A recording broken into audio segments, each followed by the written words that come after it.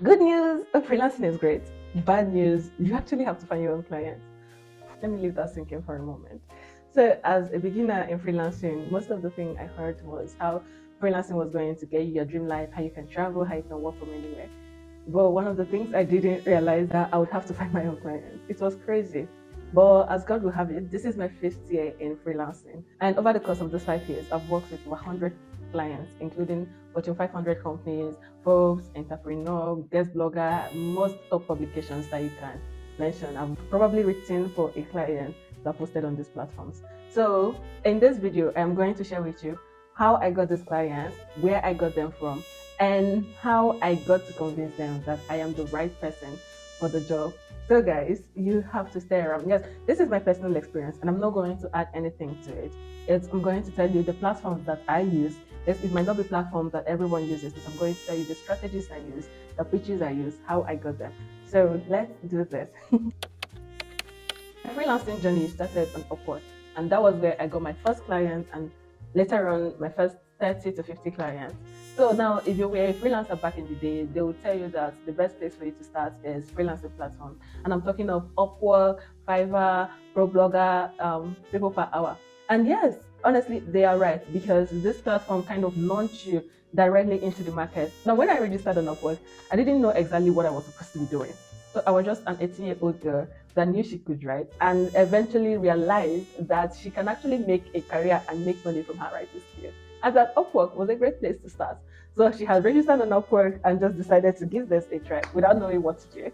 So I was there just cruising along and submitting proposals. Connect was free on Upwork then. So I was submitting so many proposals. I never got a client that said, oh, hey, I wanted to work with you. So after a couple of weeks of being there, I messaged my friend who had actually introduced me to Upwork. And I told him, hey, see, this is what I'm going through. I don't know what is happening. I'm not getting any responses to my proposals. Nobody is even saying anything to me. And then he said, oh, this is what your proposal is like. He looked at my proposal and he laughed. I said, there are so many things that are wrong with everything.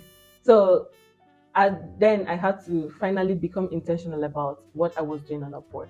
I went and I watched videos, I read articles on how to improve my Upwork profile to start with and how to write proposals, and also got to realize that for clients to hire you, they want to see a proof of what you have done in the past.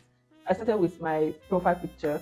I used a professional headshot and then I wrote my bio. I think removing the focus from me, because at first it was all, this is me, I am goodness, I study so and so, this is what I can do, this is, it was not just addressing the right things that you were supposed to address. You know, the thing about this whole freelancing thing is it's not just about you having a skill, it's actually about you being able to convince people of what you can do with that skill that you have. I had to rewrite my Upwork bio to reflect the things I was doing and how I was helping my clients, my process, things like that. It was mainly focused on who I was serving. And I niched down. Then my Upwork title was content writer.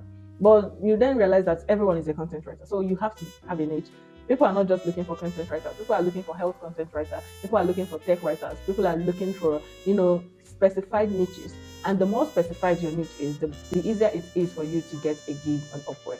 So I niched down, I rewrote my bio to actually reflect what I was doing. And then I had to whip up 2 samples. Portfolio is a big thing in getting clients, not just as a freelancer. Anything you're doing, portfolio is a big thing. But now as a beginner, you don't have a portfolio anywhere.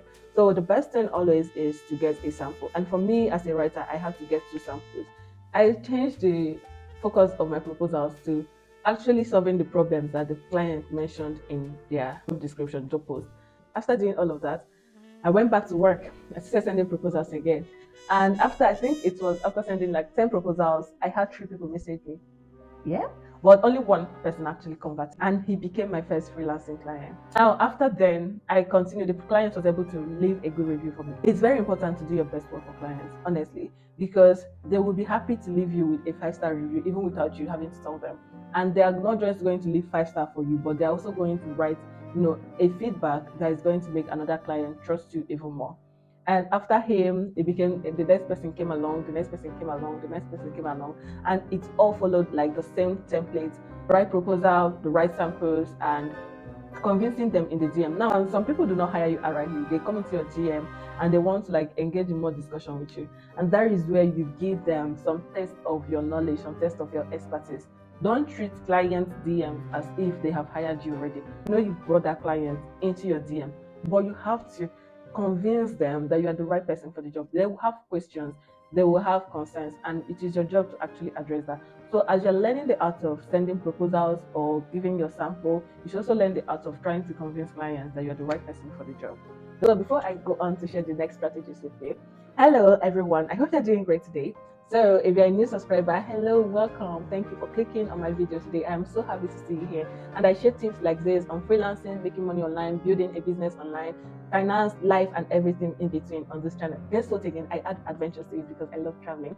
So please go ahead, subscribe and like because there is a lot coming your way. Now, if you're a returning subscriber, I'm so happy to have you here. I hope you're doing great. Okay, guys, let's continue. Next platform that I got freelancing clients from on LinkedIn. I started posting content that showcased my writing ability. I started writing longer articles on LinkedIn just for clients to get a taste of what I was able to offer. And with time, I had 2 people in my DM asking for my services, for my writing services. I was like, okay, this is good. I remember the thing I told you about. It's not just about getting them to come into your DM. It's actually about convincing them that you are able to do that job that they are asking you for. Now, some clients might know that this is what they are looking for, but sometimes they don't know how are you people going to achieve it. So sometimes you are just not a freelancer. You have to go beyond what you call yourself. You have to go beyond being a graphic designer. You have to go beyond being a writer. You actually being a consultant, telling them, oh, this is what works, this is what doesn't work, this is the way you should do it. Let there be strategies. Don't be an oh yes member. It's not a bad thing, especially if your client is smart and they know what they're looking for. But it's always good to have something to contribute, to have strategies that you're bringing to the table, because this makes the client feel like they could trust me. I was giving them more than just being a writer for them. So it is always good to go, if you are in a particular field, learn as much as you can about that field. Learn what works, learn what is happening, learn what the trends are. And bonus tip, this actually helps me charge higher. Now, something that someone might just charge for a couple of bucks, yeah, I will charge you really, really high. And because I'm not positioning myself as a freelancer most times, or just a writer, I am positioning myself as a consultant. And by the time you are looking at my services and how I'm talking to you and how I'm listening to you, you might just be like, oh, okay, this one knows what they're doing. And whatever I tell you, you would want to pay, especially if you have the money. Even when they don't have the money, they kind of just negotiate, but they're not going to come down very, very low as how it would have been if I just positioned myself as an ordinary writer. So make sure that you are clearly stating what you're doing on your bio. Let it not be so vague. Let people know exactly what you're doing. And don't just say you are this. Instead, you can say, I help. There is this format that always works. The writer, don't say, I write content or I am a content writer. Say, I help people. I help whoever it is that you're helping. For me right now, I'm a copywriter, and I'll write, I help coaches build their sales funnel to generate revenue.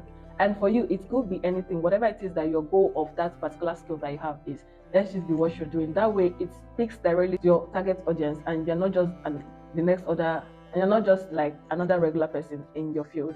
Now, another thing is, on that platform that you are, start posting content consistently. Put yourself out there, put your brand out there. Building a brand is very, very important, especially in today's world.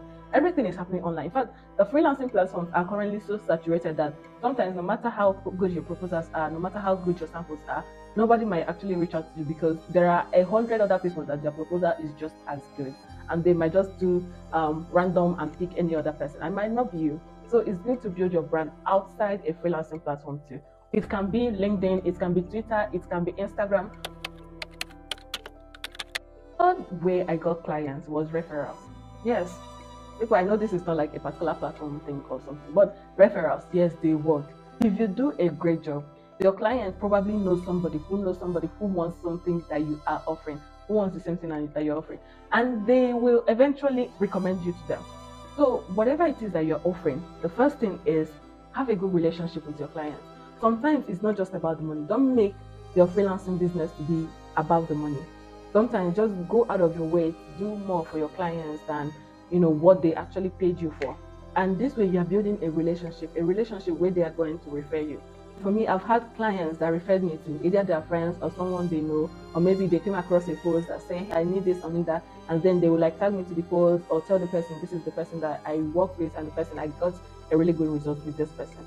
And also, you can let your clients know that you are in for referrals, because sometimes people don't really know that they should recommend you. That is the truth. Yes, you did a great job for them, but it just like doesn't cross their mind to recommend you. So your platform alone, or your voice alone, or you alone cannot even reach your people or the target audience. And maybe someone somewhere else needs your service, and the person might be connected to someone you know. So referrals are important. The next strategy I used to get clients was building relationships.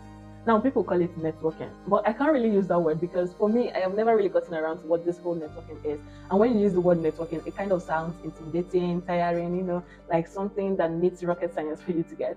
So for me, I built relationships, yeah. I built relationships across platforms, across Twitter, Instagram, LinkedIn. It was about building relationships for me. And you don't build relationship by, asking things from people. Always have something to offer someone. Always have something to offer. Always have a value to offer. You might see that this person is doing a particular thing. Maybe you come across something that you know is going to make sense to the person. Just say, hey, I saw this and I thought to share it with you. With that, the person will actually feel that you care, and yes, you actually do care. On Instagram or any social media engage with people. Yes, it's not just about you posting content and posting your own and just doing it consistently.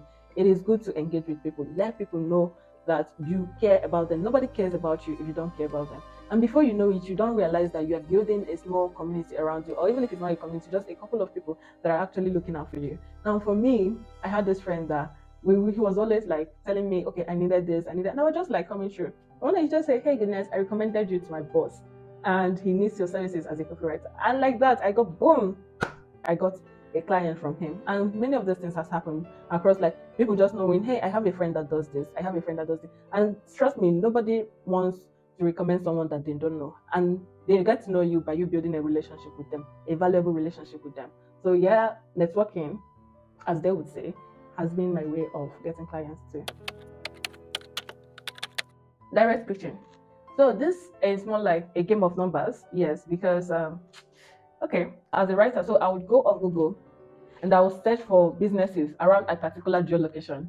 And then when I search for these businesses, I visit their websites. And most times, content on these sites are nothing to write home about.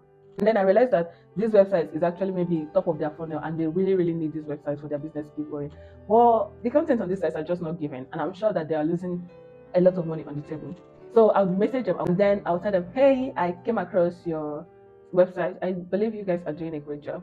But don't you think maybe you're leaving a lot of money on the table? But you don't want to make them feel like convicted or something like that. You want them to feel like, hey, you are just trying to help. I would drop some tips for them. Okay, this is the way you should do it. There should be SEO. Your content is not on the first page of Google. You give them a lot of suggestions. And then when you're done, at the end of the email, you will tell them that you can also help them with this to remove the objection that they may have. Because most times people don't like to pay strangers. I would say, I'm willing to do this for you, and you don't have to pay me until I have delivered. Then I'll go ahead and add my samples, my portfolio, some reviews that I've had, and like screenshots of probably the articles that I wrote that made it to the front page of Google. And some of them would respond, some of them will not respond, because sometimes others, they are not looking for those services. But many of them actually responded. It worked out with some and it didn't work out with some. And yes, this is actually a good strategy for depending on the industry you are on. Sometimes it's not about who you are or the company you work with. Most times it's about, this is the problem you have. I noticed that you guys have this problem. This is the solution to this problem. This is how you can do it. But I realize that you guys might not have the time to do it, and I'm willing to offer you my services. The only thing is, you don't have to pay me until the services are delivered. Now, the truth is, some of them might scam you. I wouldn't lie, but I haven't been scammed. But some of them might not pay you, and they will still use your work. But most of them, it is actually a good gamble, because most of them are going to pay. They are not that evil. They're not that evil. Some of them are going to pay you, and it's going to cover the cost for the ones that you lost. So you can also give that a try. So my next strategy that I used to win clients, but I'm not recommending this for everyone, especially for beginners, because somehow it's not really worth it. In fact, instead of spending your energy on this, I would rather advise that you use it and build something on a social media platform. And that is blogging. Yes, I have a website, quitwithgoodnight.com, where I share tips on copywriting, sales funnel, this and that, just for me to have something out there. But the truth is, I've only gotten like a handful of clients from there. And in as much I would say, okay, they cover the cost, but I just really feel like it is, well, it is not bad. It's not bad, and you can try it. But when you realize that you have to pay for hosting, you have to pay for domain name and renew it, and maybe get time to create long form content for that website, I'd advise maybe you just find a way out there, maybe LinkedIn, maybe Twitter, to start writing these things on. And then if you do more video content creation or visuals, Instagram is a great place to do it. So yeah, I used my website to get clients. But before you do website, these other strategies that I've mentioned can actually go a long way to help you. And maybe from there, you can finally get the capital that you need to start building a website from. Another way that I used to get clients was through collaborations. Yes. So when I was just coming up, yeah, some people have too much work. That is the truth. Some people already have too much work. Like they can't even do everything by themselves. So for these people, you might want to associate with some people in your industry, especially the people that are already higher than you, because they will always give you some of their workload and they will pay you a particular amount and then take their own profit because everybody needs a profit. So this way, you are not running out of jobs, especially as a beginner. The only thing is, at some point, you might want to start getting the clients for yourself so that you earn higher. Because eventually, it's not that the pay is going to be low; it's going to be a good pay, right? All right, but depending on what you like out of life. Yeah, but yes, collaborations actually helped me a lot because I wasn't getting clients at some point, and then there were people that actually had more than enough, and they could not handle them. So they would always outsource to me. And at some point, I got to a point where I couldn't handle all my clients too. So I would also outsource to another person, but I would supervise the works at the end of the day and make sure that it is perfect before sending it over to my client. So whatever it is, whatever field, just try to attach yourself to some people that have already gone higher than you, because most times they have more that they can handle, and some of them have stopped collecting clients even because of that. So you might be doing yourself and them a favor, because when they are sourcing to you and keeping some profits for themselves too, you both, it's a win-win situation. So you might want to try that out. This is the last one. It is the last but not the least. And why it's coming last is it takes like higher qualifications and some expertise and all that to actually get some of these jobs on the platform, and that is Angel platform, angel.com. Now they have changed their job platform to Well Found Jobs. No, this is more like full-time jobs, right? It's not just freelancing gigs per se. It's about remote jobs. Now these people will want to work with you for a year, and the pays are really, really good. But the thing is, sometimes you really need more qualifications than what you might have if you're just a beginner. But you might want to give it a try out. Well Found Jobs, it's really, really great. Now I think I got like a couple of clients from there. Yes, I got 2 clients from there. If you're a beginner, I would just advise, use a freelancing platform, use social media, just build your brand on social media, because these days most people just use social media first to find people. Use collaborations, it is very important. Tell your clients to recommend you, build relationships. All right. And with that, we have come to the end of today's video. So guys, I want to hear from you. What do you think about these strategies? Which one do you think would work better for you? Now remember, subscribe, share, and look out for the next video. Thank you.